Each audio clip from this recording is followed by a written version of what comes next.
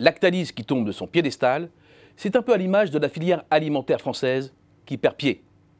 L'évolution du solde des échanges extérieurs rend parfaitement compte de l'ampleur de cette descente aux enfers.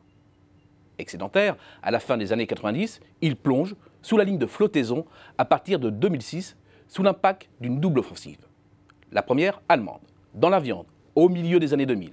Des concurrents très déterminés qui ont usé et abusé de la directive de 1996 sur les travailleurs détachés pour faire chuter leur coût du travail et évincer les producteurs français. La seconde vague, peu après la grande récession, vient d'Espagne et submerge cette fois-ci les secteurs du grain, de la panification, des fruits et légumes et enfonce un peu plus encore la filière viande. Des industriels ibériques qui engrangent les dividendes de la dévaluation interne, autrement dit de la forte baisse des salaires.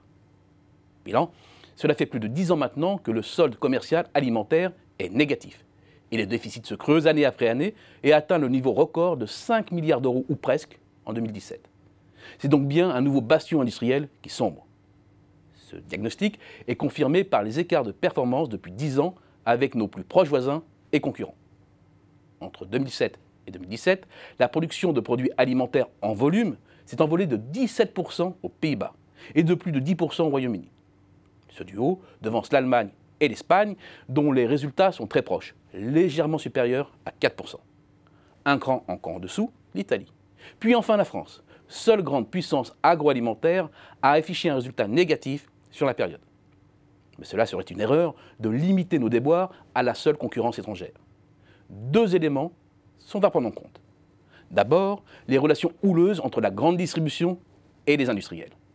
En axant d'abord leur stratégie sur celle des petits prix, les grands distributeurs exercent une forte pression sur le tissu productif en amont. Pas sur les grandes marques nationales, avec qui le rapport de force ne leur est pas forcément favorable, mais sur les producteurs de second rang. Conséquence, depuis 2000, le taux de marge de l'agroalimentaire, donc en intégrant les boissons, a chuté de plus de 7 points et se retrouve à son plus bas niveau. Une situation qui tranche avec celle des autres activités manufacturières qui sont parvenues à redresser la barre depuis 2009, pour finalement afficher un bilan légèrement positif avec un taux de marge en hausse de 2 points environ sur la période. Cela pèse mécaniquement sur la capacité des entreprises à investir, alors même que la concurrence se renforce. Second élément, en lien avec le précédent, l'archaïsme du tissu productif. L'absence de restructuration a freiné l'industrialisation de nombreux secteurs. Or, les investissements ne peuvent pas s'amortir sur des structures qui sont restées trop modestes pour affronter la concurrence internationale.